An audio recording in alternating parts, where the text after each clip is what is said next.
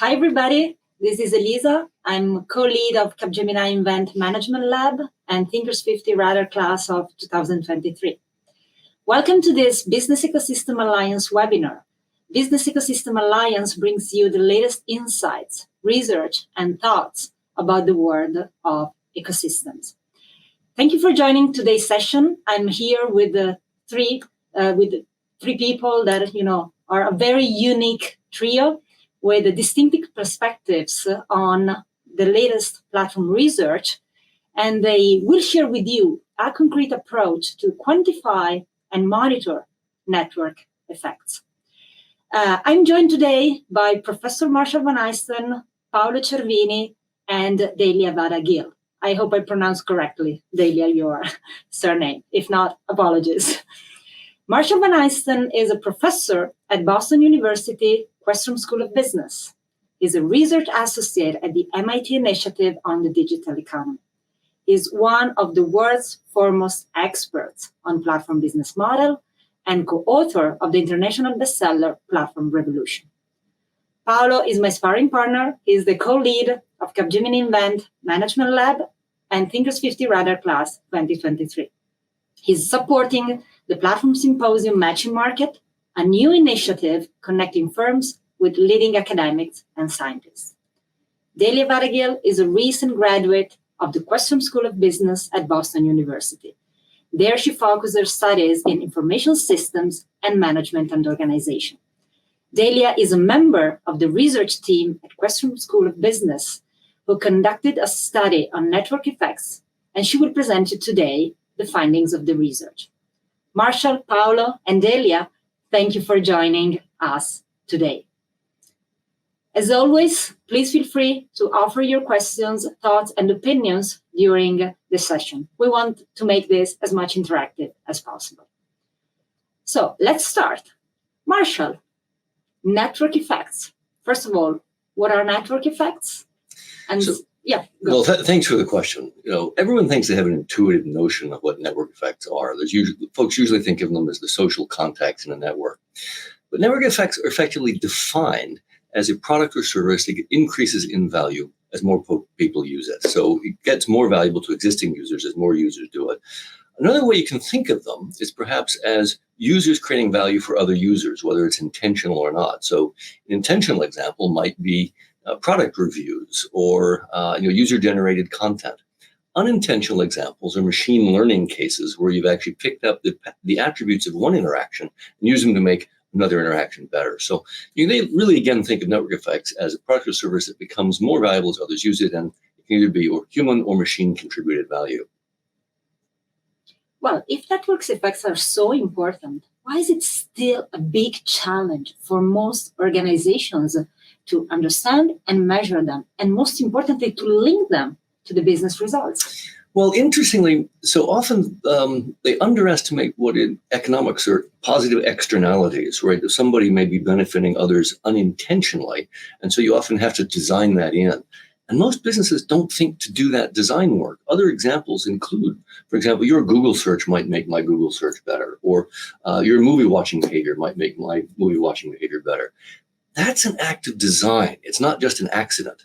So folks, if you stop at simply encouraging contacts, yes, that's the social network, but you're not getting the externalities, the positive additional benefits through conscious acts of design through the multiple stages of a business, from launch, from growth, from maturity. Those are the things that really need to be added if you're going to really build these platform ecosystems successfully. Thank you, Marshall. And so, Paolo, what can we do to help organizations tackle some of these challenges and, make platform business models more effective and successful? Thanks, Elisa. First of all, my experience in the last 5-6 years is that basically every company, when working on platforms on ecosystem, they said network effects are really the key driver, it's our key goal.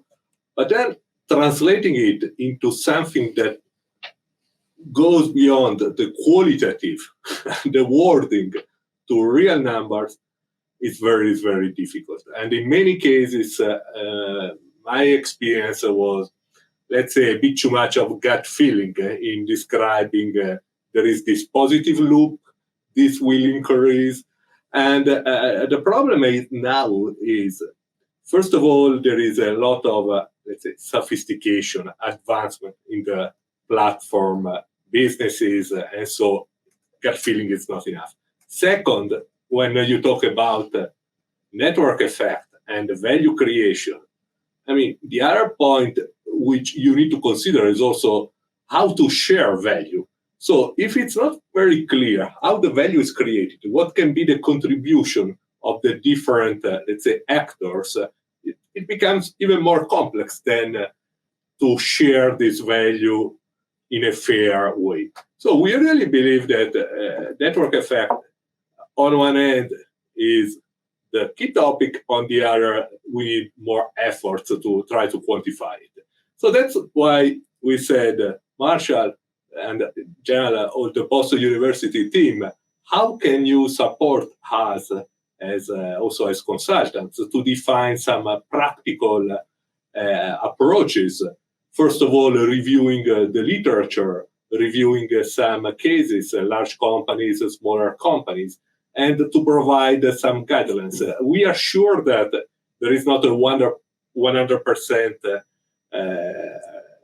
easy solution, but we believe, and that's why we involve Delia and the team with the supervision of Marshall to make some progress on this. And in fact, the output of the research has been for us very, very useful and also very, very, very concrete. And it was a very nice cooperation.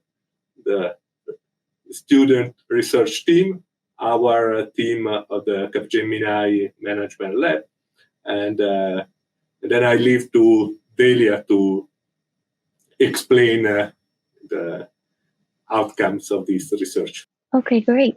Thank you so much. If you could share the slides. Awesome, thank you. So as Professor MVA mentioned, measuring network effects has remained a huge challenge for many companies. And this is due to the lack of scientific guidance that has made it difficult to quantify and optimize the impact of network effects on their business. So today I'll be presenting the research my team and I came up with to measure network effects. Next slide. So when we think of the word measuring, our mind typically goes to a mathematical formula where we can put specific data in and get a number outcome.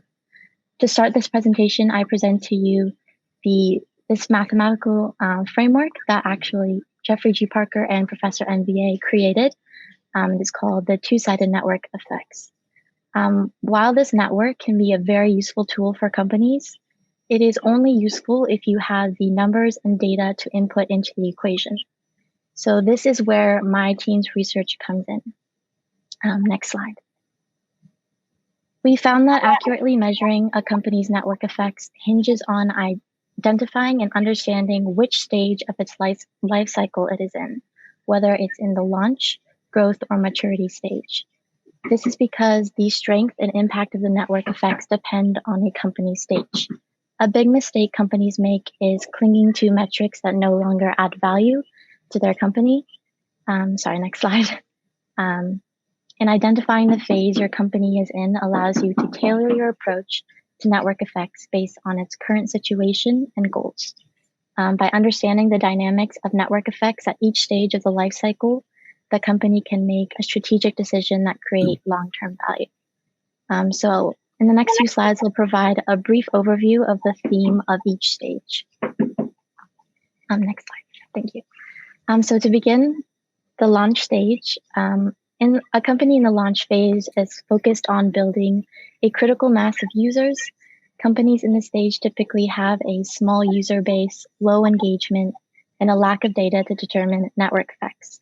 As a result, measuring network effects during this stage can guide the company to understand the early adopters of its product or service and identify the factors that are driving user growth and engagement.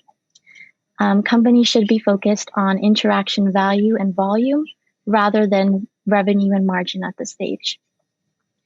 There are a lot of different methods that companies can use to address the lack of data that are required to facilitate network effects, and this can be through conducting surveys, polls, or conjoint analyses of the small existing user base.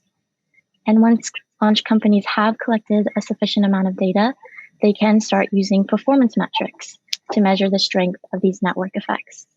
And these performance metrics can be organized into 3 categories, which is liquidity, match quality, and trust.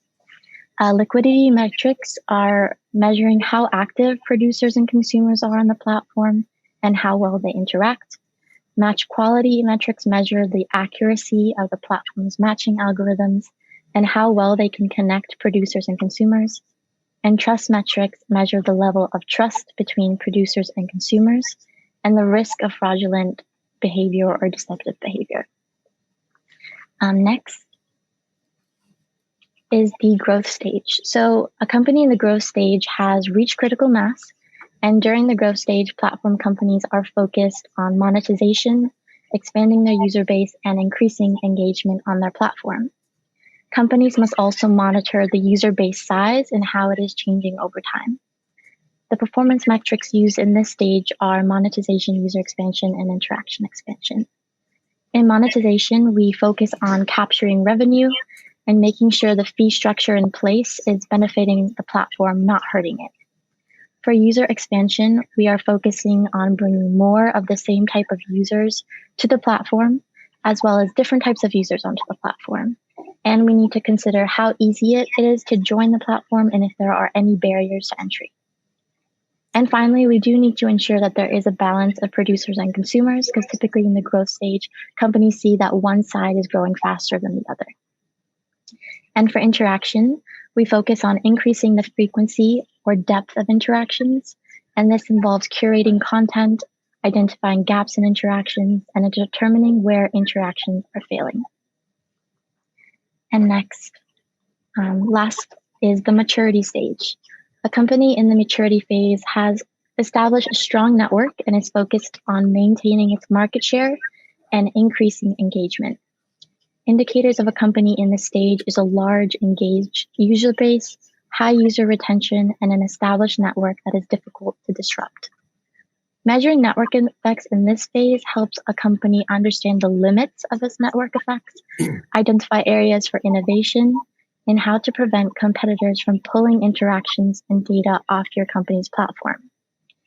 So for innovation metrics, we are looking to facilitate new interactions in order to avoid platform plateau, because oftentimes once you've hit maturity, platforms can see a plateau in the number of interactions that are occurring. For ecosystem management, we are looking at the value gained from user expansion and taking advantage of data. So this is where the formula that you saw in the first slide comes to play. Companies in the maturity stage have vast amount of data at this point, and as a result, that formula is a very useful tool for them to measure network effects. Next slide. So just to conclude, it is clear that measuring network effects is a complex process that requires careful examination. And as seen in our research and analysis, there is a multitude of metrics to sift through and consider when measuring network effects. So companies really need to ensure that they understand and identify what stage of the business life cycle they are in so that they can tailor their metrics accordingly. Thank you. Thank you, Delia. And I would like to take the opportunity also to thank your sparring partners on this research project. So Emily Ho and Julia Xu, who contributed, to this amazing research. So thank you once again for all your work. Marshall, your thoughts? So I have to compliment the team on putting together a nice synthesis of great data literature. And it really is the case that you should be looking at different metrics as you advance through different stages of your business, from launch through growth through maturity. I don't know if it's helpful. I might even be able to show or demonstrate some network effects if folks are interested. Let me see if I might be able to show one other slide, or one or two other slides here, just to extend some of the work. Often it's helpful, folks have an interesting question about the growth of the network and how you would measure that. All right. One of the things that you can do to actually see this is, again, we talked about information, or rather growth of network effects, as value increasing as the number of users increase. What's nice here is a particular chart that's an old one from the S1 from Facebook as they launched. You really want to think of this also as another way of seeing the engagement per user as the users go up. So is it the rides per user as the number of drivers join? Is it the number of posts on Facebook as the number of people join the platform? We see threads at the moment. Is it the number of posts that are going as the number going up? What's really interesting is the value should be increasing as the number of users go up. So you get more engagement as the value goes up. That's really an interesting way to see this. One thing that we can do is I actually like to extend some of the research that Delia showed you. You guys will have actually access to some things that's really novel. This is stuff that's in the cutting edge academic literature. In addition to what Delia did, we have some PhD students. A fellow by the name of Joe just graduated, actually put together a really nice model of customer lifetime value, including network effects. So here's a question for you. If you were to try to choose your investments, you've got a fixed budget, and you're going to now try to make an investment and figure out where you want to go in order to increase the value of your company, increase the value of your customers. You could actually spend money on your customer acquisition. That could be your customer acquisition costs. You could spend money on discounts. You might actually then attract them that way. It's another method of doing that. You might be able to spend money on the design of network effects. These are the measures that Delia just gave you, walking you through on launch and maturity on growth. Or maybe you could design architecture that keeps them in the network as a way to do that. Let me show you that. And then you can actually build a model using exactly these tools for customer lifetime value in a network market. So again, I want to recognize Joe and Ling Zhang, some other colleagues who are actually working on this. So if you look at, merchants attracting customers attracting merchants in there over time, they interact, they create profit on your platform, or you're selling advertisements. But notice your customers may attract other customers through time. So you have attraction, or if you're losing them, as Twitter is at the moment, you might be attriting customers in there. So you have to look at attrition in there. And same thing on the other side. You're attracting customers on that side, or merchants, or you're losing them. You can then do an analysis of this network diagram of how you're spending your money on customer acquisition, whether you're spending it to attract users, whether you're spending it to design network effects. And this gives you a whole framework for customer lifetime value in a network marketplace. You've got each of these links, and you can measure each one using those tools.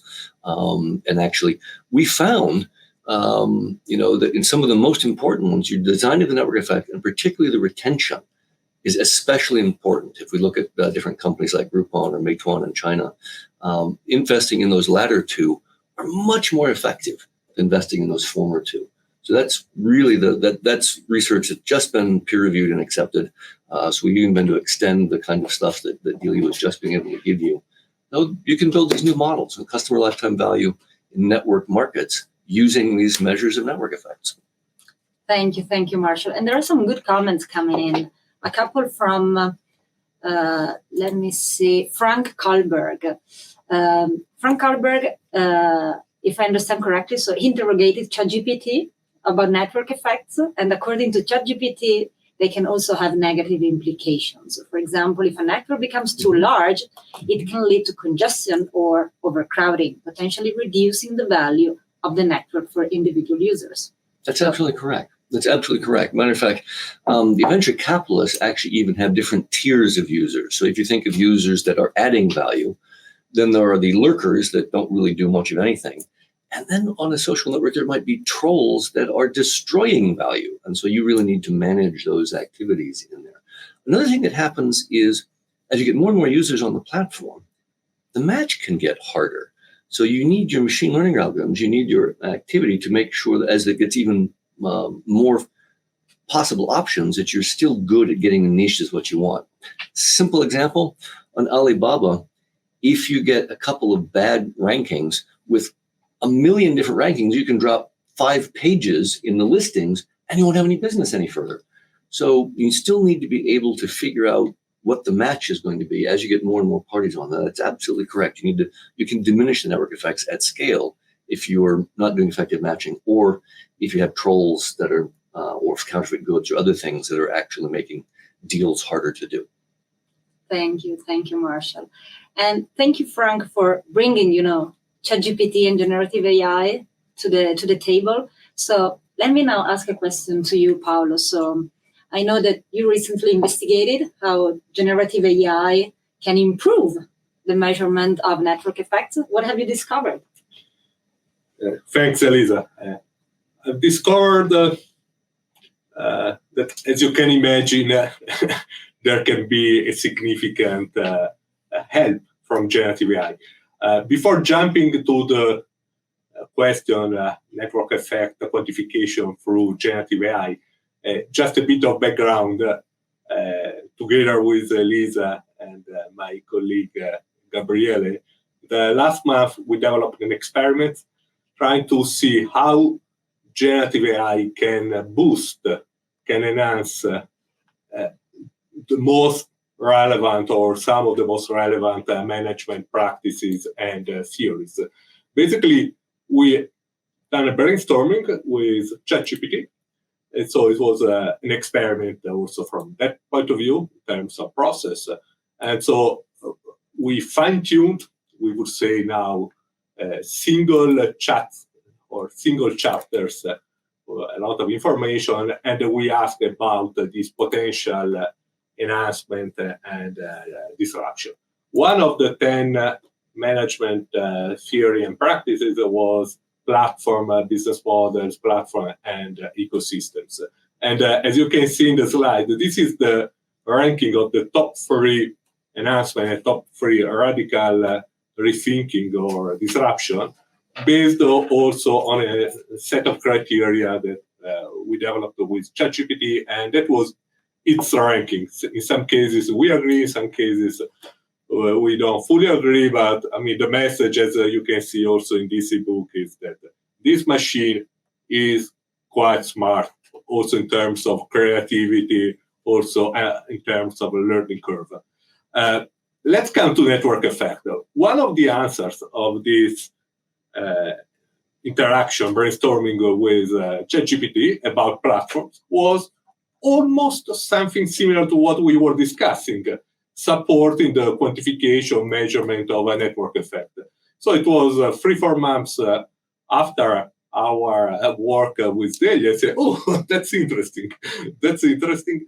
And so we make a bit of a deep dive, very, very quick as usual. And as you can see in the next slide, basically we asked and we curated the answer, like for the book.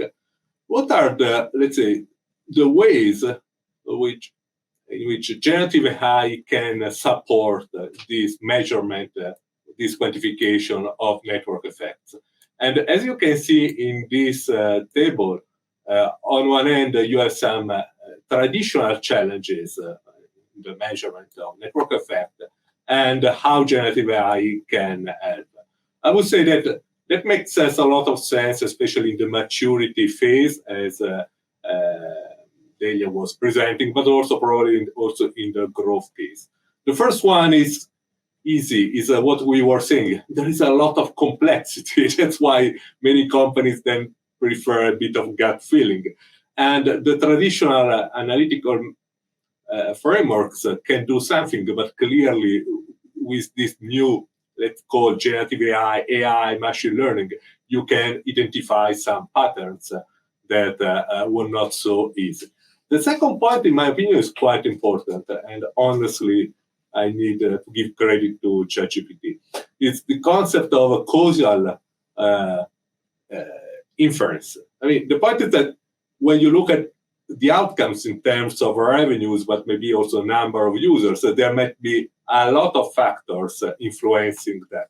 So how to be able to separate some elements, some factors, in this case, a network effect, from the others, which might be network effect or which might be some of the metrics we have seen from Delia. That's, again, is something that might be supported by these technologies. The other point is dynamic nature. As you have seen also from the case Delia, a definition of network effects evolve.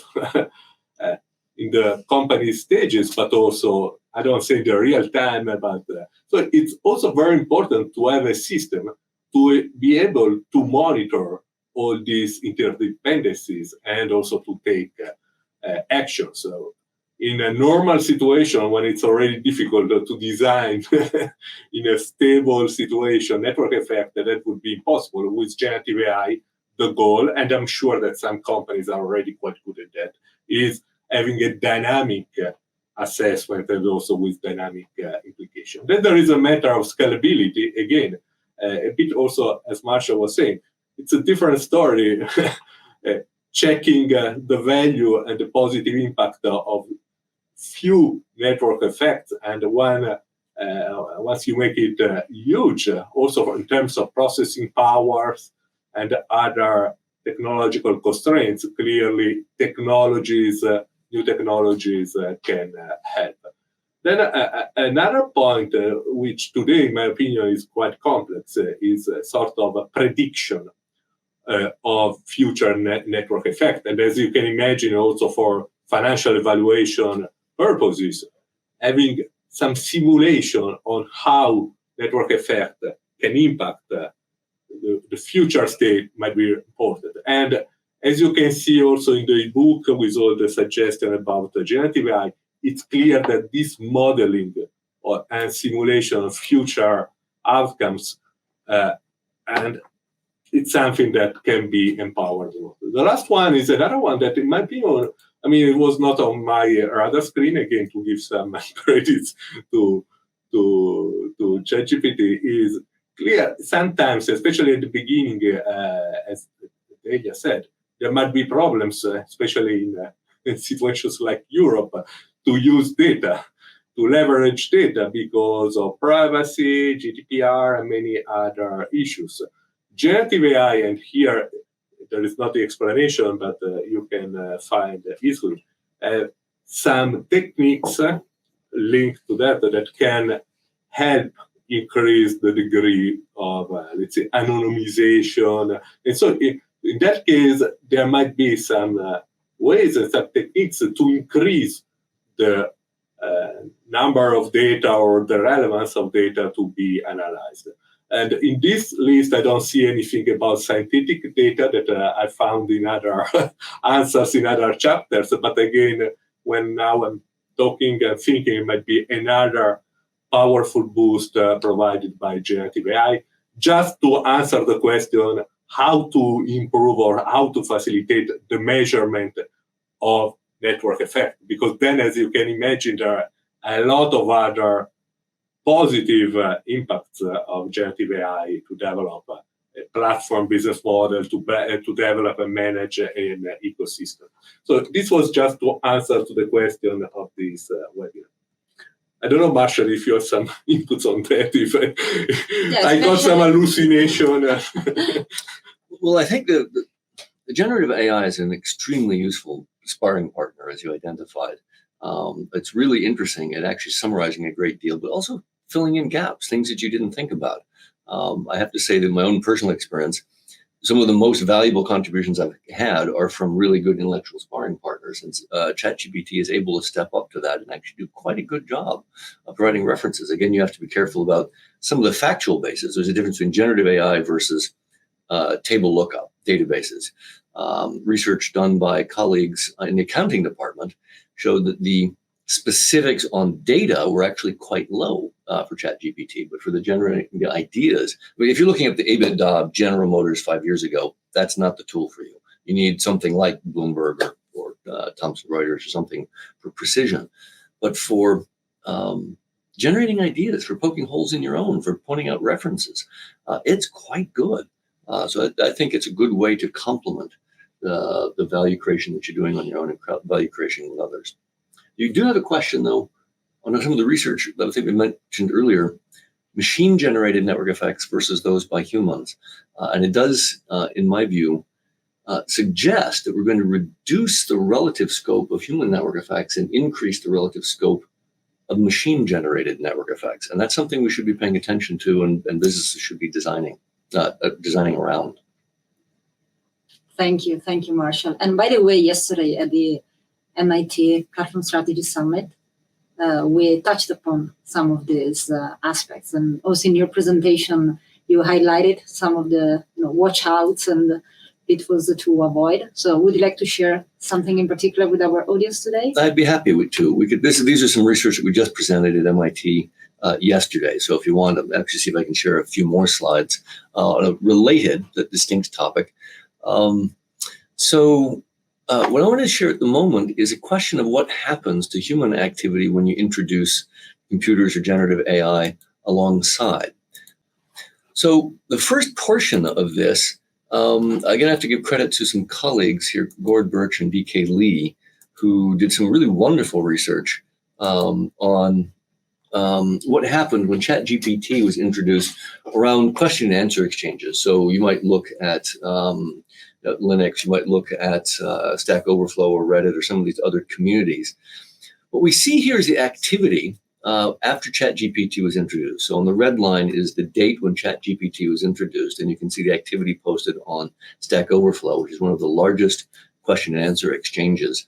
And of course, there's a natural drop off between Christmas and New Year's, and you see that going into from December to January. What's really interesting is what happens after that. The blue doesn't really recover, and the red is what it used to be. That's the projection. Or if you look on the far right, that's actually the total averages in the queries. The traffic on the question and answer exchange is down 10 to 12% from historical averages, about 1 million fewer daily visits. So those human networks, if you will, are declining post ChatGPT. And it makes sense. If you're trying to ask for a question, you might get an answer immediately that's very good on coding, as opposed to going to a human question answer exchange where you'll get a good answer, but it's also going to be delayed if you get one. But there's some good news in here. They also did some fascinating research comparing what happened when you looked at not just Stack Overflow, but Reddit. Reddit, of course, many of you know, is where folks exchange ideas on different topics. Reddit has a social component to it. So in that case, the introduction of ChatGPT didn't have statistical significance in any observable decline. The message is, if you're going to keep your businesses safe in some of these networks, make sure you have a strong social element. A good social element then means you're more likely to be resistant to being displaced by ChatGPT, that you might still be adding lots more of the human value as opposed to the computer science value.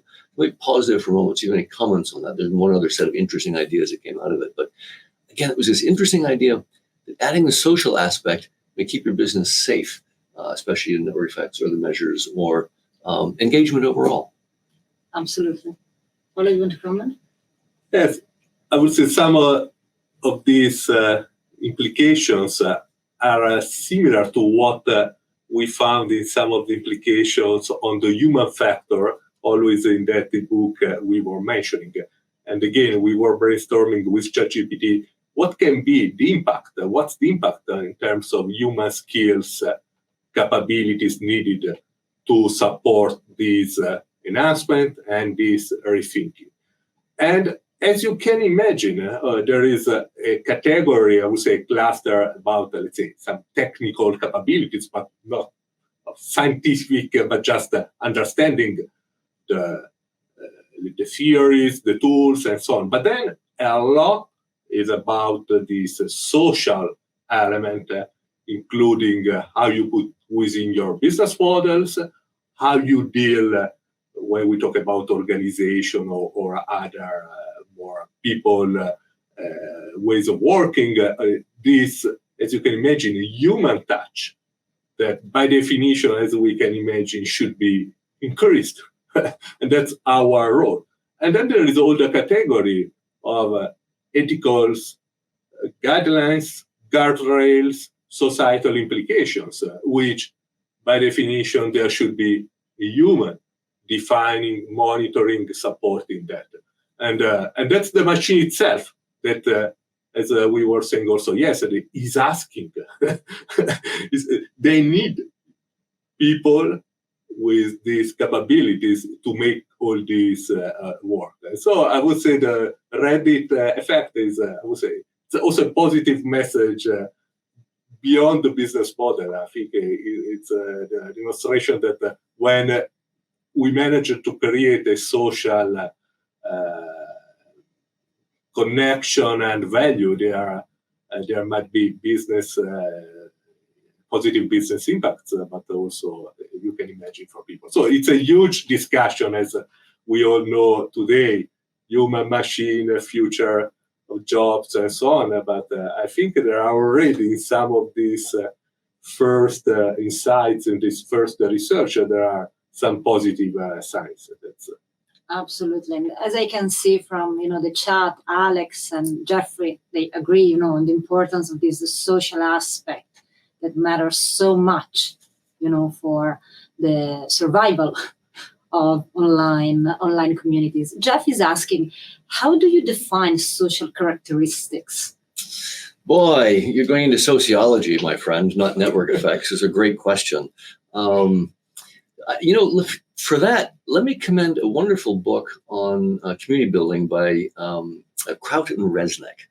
They have a whole set of chapters on getting engagement and getting folks involved. I do think there are some wonderful examples of companies that have done it well. Bruce Livingstone, when he launched iStock Photo, was phenomenal at building community. Basically giving folks respectful recognition, giving them roles, giving them a vote.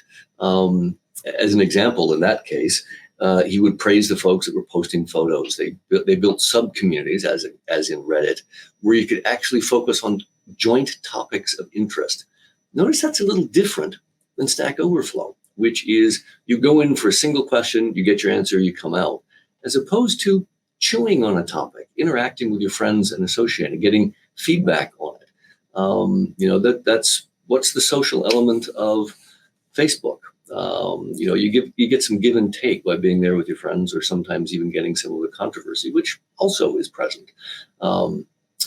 It's also the case, not all of that is good news. I mean, if there's another expression, if it enrages, it engages. So that's another aspect of that. That's not necessarily on the good side, but that is certainly an aspect of the social side. So I would recommend, on the good hand, respectful recognition and engagement and building sub-communities of interest. On the bad side is if it enrages, it engages, and that's certainly social. Thank you, Marshall. So we are, approaching the end of this session. So I would like to ask each of you, starting from Paolo and then Delia and then you, Marshall, what would you like the audience of today's session to take away from today's webinar? My takeaway for you is that this word or wording, network effect, can become something much more concrete and applicable than a simple buzzword. And today you have seen several approaches and also ideas to make it real and make this network effect real, as we said, can have a value also in terms of value distribution, value sharing, which is one of the key issues today. Thank you, Paolo. Delia? Yeah, so I would say my main takeaway is really focusing on what stage your company is in to help you determine what type of network effects you want to focus on and how to measure. This will really help you navigate your company better, and also make it easier and more optimal for you to choose what metrics to measure. Yeah. Well, I was going to offer 3, but Delia just took one of them, so I will actually go settle on 2. The first is, make sure you have precise definitions and metrics. You are only going to make real progress if you're really careful in your definitions. Again, what we want for network effect is a product or service that becomes more valuable as more people use it. So the second point on that, and remember also on engagement, you might expect more engagement or more production, again, as more people use it. So more posts as more people join, more rides as more people join, more stays as more people join. The second point was going to be different stages. Again, it's different across maturity, launch, and growth. But the third is, do distinguish between the human and machine-generated network effects. Most of these things are subject to design parameters. If you do this well, you can actually design and optimize your own customer lifetime value in a network market. And we can build very precise models on how to do that. And so make network effects an act of conscious design, and don't assume simply by adding social that you're going to get them. As we heard earlier, you're going to also have to mitigate the downside even as you try to capture the upside. So hopefully that'll be 3 helpful takeaways. Thank you, Marshall. And before closing, we have a last-minute question coming in from Alex Peziak. Marshall, how often do you see only attention to top and bottom line in attention and measurements? I'll be candid, I'm not sure I comprehend the question. What do you mean by only expression to top and bottom line? I mean, you want to be precise in your metrics, you want to have the ones that mostly matter, but can you clarify your question for me? Yeah. While we wait, Alex, maybe my understanding is, that too often, from the business side, they are too focused on, revenue, mostly revenue, top and bottom line metrics. Okay. And so how often do you see such an obsession for revenue and compared to non-revenue metrics? So, okay, if that's the question, that's a really important and wonderful question. And I often see that the finance types in particular are especially guilty of the problem of looking at just the revenue, when in fact they should be looking at the engagement and the critical mass. That is the most important at the launch phase. You need to, so here's the issue.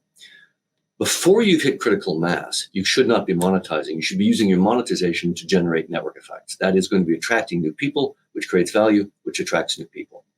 After you've hit critical mass, that's the point at which you monetize. That's the point at which your top and bottom line can actually matter. And it's one of the biggest mistakes in finance. The reason is they're trained to ask the question, well, how do we make money? It's a perfectly reasonable question. But the problem is that in a network market, your users are creating the value. So your first question has to be, how do we create value? You can't take value until you've created value. So your first question must be, how do you create value? After which you then get to monetize. And that's the point you can look at the top and the bottom line. So that's a wonderful question. Answer is initially focus on network effects, use monetization to subsidize the network effects. Post critical mass, that's when you monetize. That's when you look at the top and bottom line. Thank you, Marshall. Thank you, Paolo. Thank you, Delia. And thank you all for joining us. Thank you. Thank you. Thank you.